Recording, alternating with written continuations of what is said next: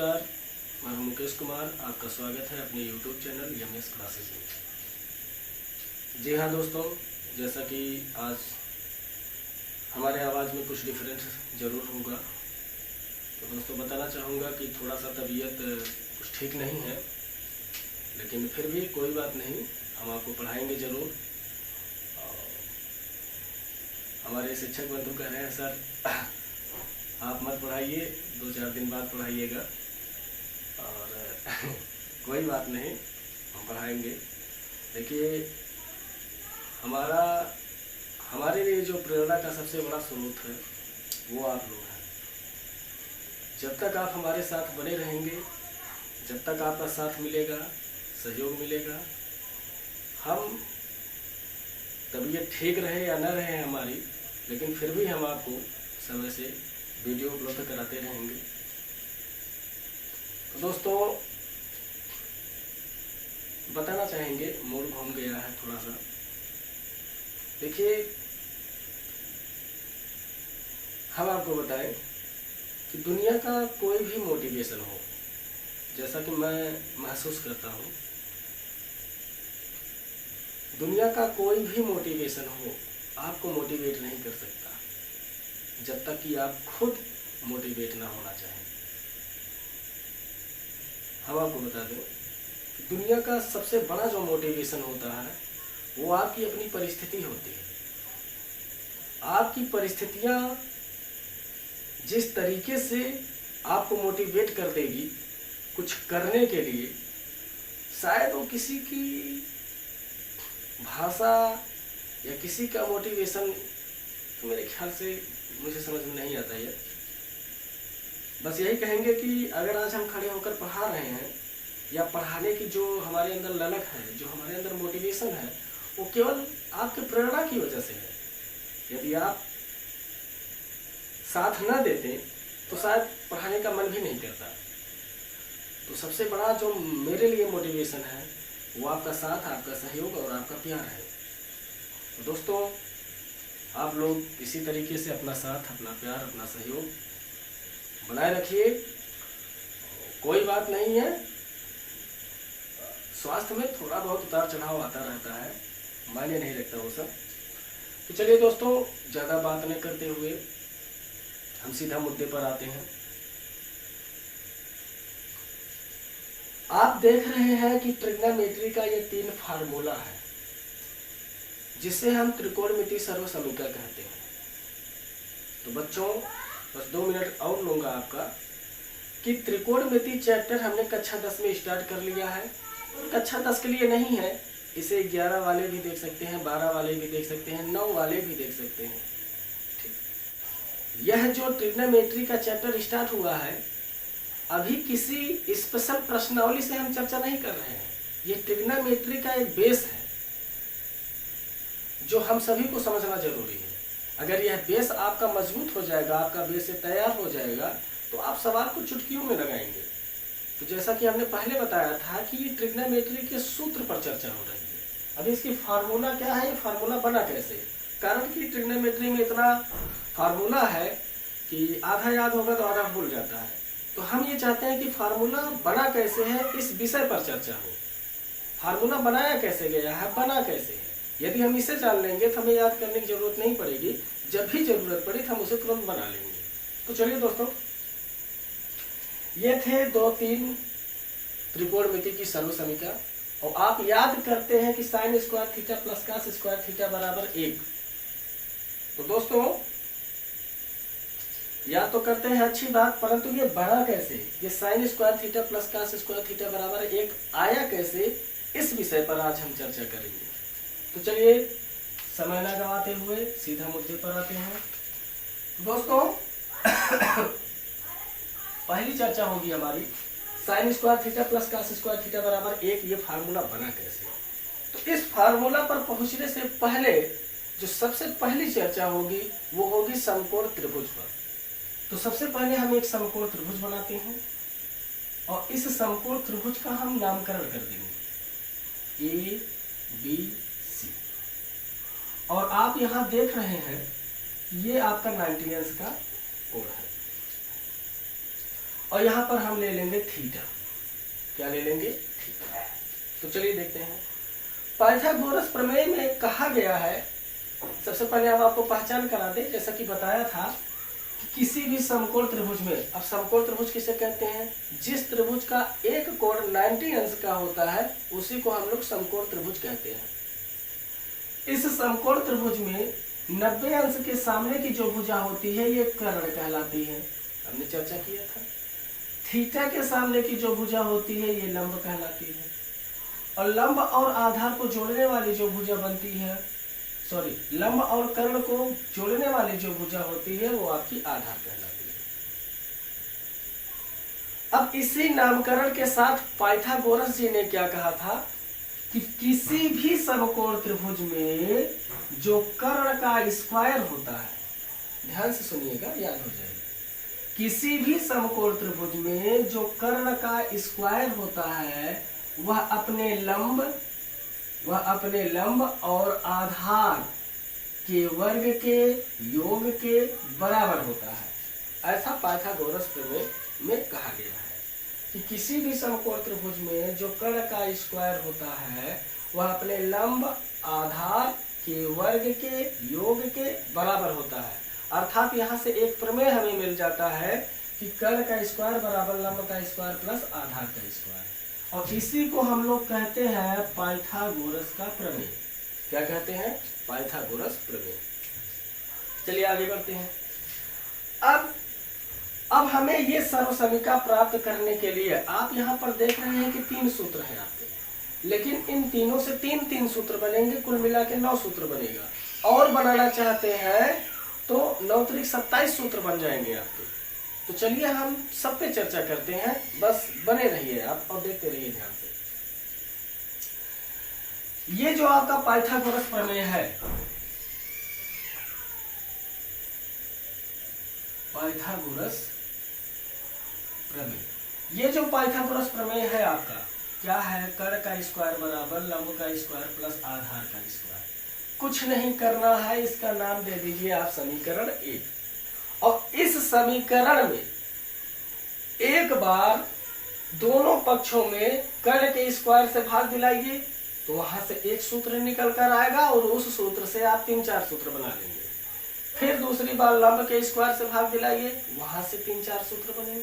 फिर आधार के स्क्वायर से भाग दिलाएंगे, वहां से सूत्र बनेंगे। कैसे? देखिए ध्यान से। हम यहाँ पर हमने क्या कहा कि इसी पाइथागोरस प्रमेय में सबसे पहले कर्ण के स्क्वायर से भाग दिलाइए दोनों पक्षों में, तो लिखेंगे क्या? समीकरण 1 में कर्ण के स्क्वायर से भाग। चलिए भाग दिलाइए। ये कर्ण का स्क्वायर है, इसमें किससे भाग दिलाना? कर्ण के स्क्वायर से। ये लंब का स्क्वायर है, इसमें भाग किससे दिलाना है? कर्ण के स्क्वायर से। प्लस ये आधार का स्क्वायर है, इसमें भाग किससे दिलाना है? कर्ण के स्क्वायर से। अब आप देख रहे हैं कर्ण का स्क्वायर कैंसिल होके आया क्या? 1। और आपको कक्षा 7 में पढ़ाया गया होगा कि जब a का पावर m हो बटे b का पावर m हो, अर्थात जब दोनों में घातांक समान हो तो हम इनको लिख लेते हैं और घातांक वही लिख देंगे। ये a का भी घाते m कहलाएगा, b का भी घाते m कहलाएगा। तो इस प्रकार से हम कर सकते हैं। हम देख रहे हैं यहाँ भी घाते 2 है, यहाँ भी घाते 2 है, तो हम डायरेक्ट लंब बटे कर्ण लिख के पूरे का घाते 2 बना सकते हैं। और प्लस ये आपका आधार है और ये कर्ण है, जब दोनों का घाते 2 है तो हम पूरे का घाते 2 बना सकते हैं। आगे बढ़ते हैं। 1 बराबर, अब हम आते हैं अपने त्रिकोणमिति अनुपात पर। त्रिकोणमिति अनुपात में हमने आपको कहा था कि लंब बटे कर्ण बराबर होता है साइन थीटा, या साइन थीटा बराबर होता है लंब बटे कर्ण। तो लंब बटे कर्ण की जगह हम क्या लिखेंगे? Sine theta. अब यहाँ स्क्वायर है, इस स्क्वायर को मत भूलिएगा, यहाँ लगा लीजिएगा।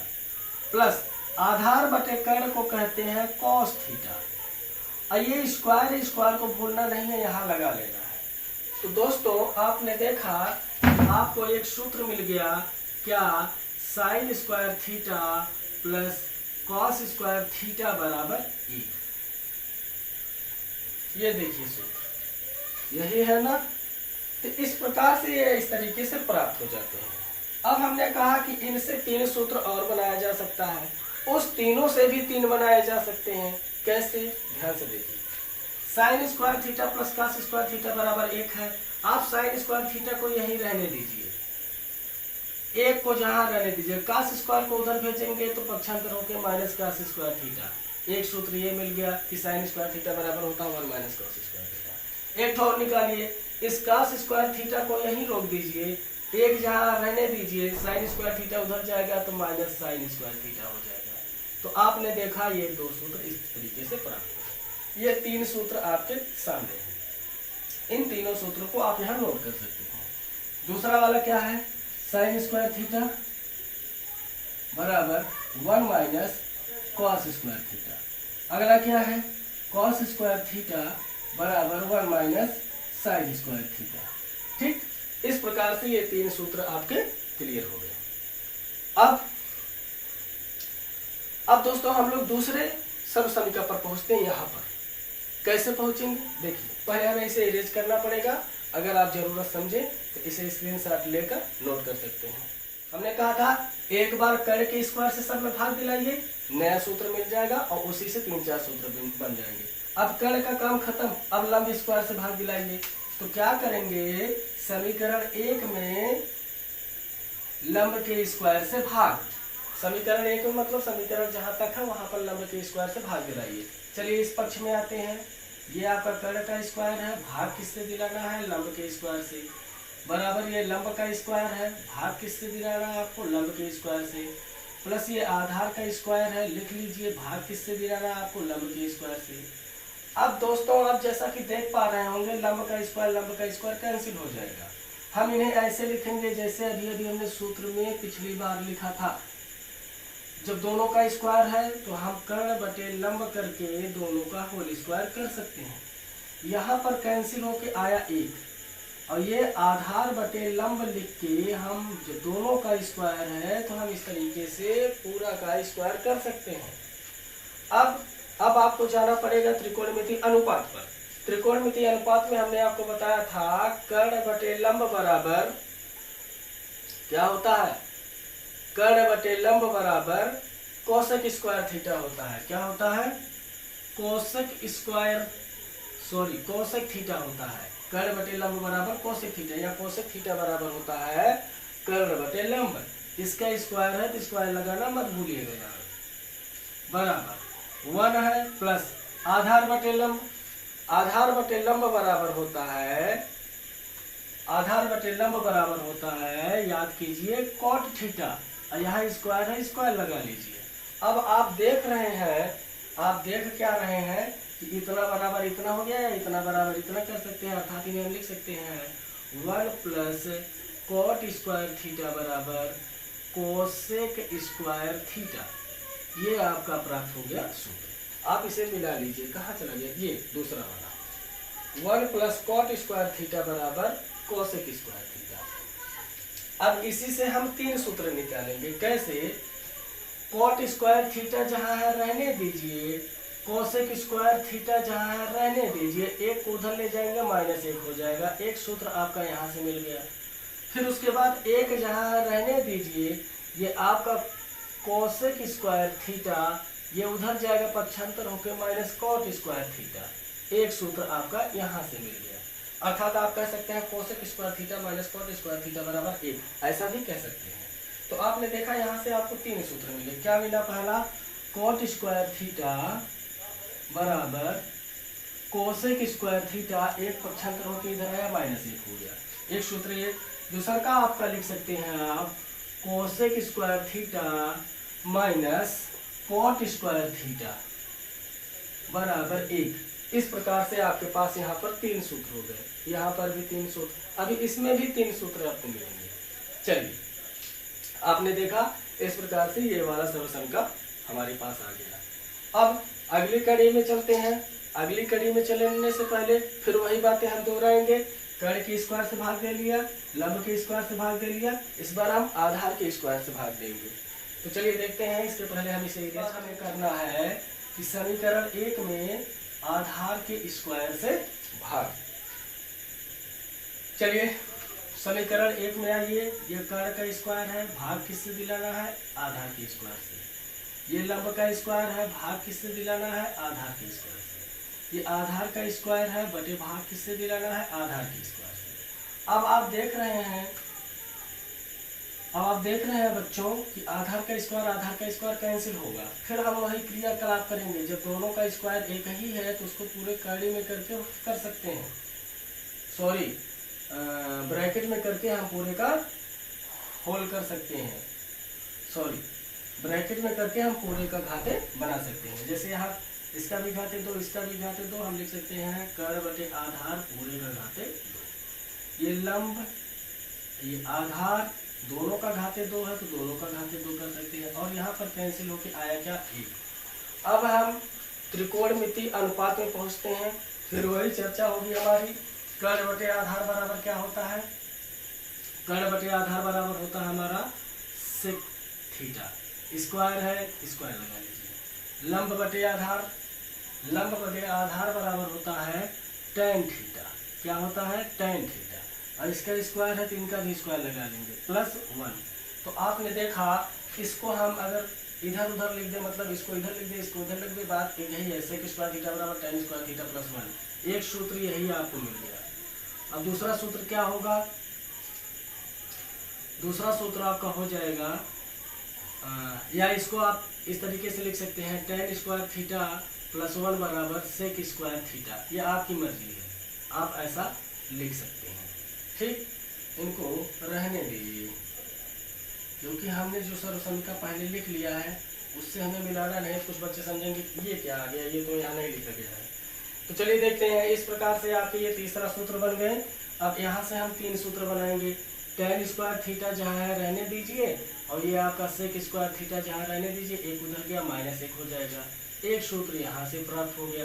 फिर एक जहाँ रहने दीजिए, या tan स्क्वायर थीटा जहाँ रहने दीजिए, सेक स्क्वायर थीटा इधर आएगा, माइनस सेक स्क्वायर थीटा बराबर 1।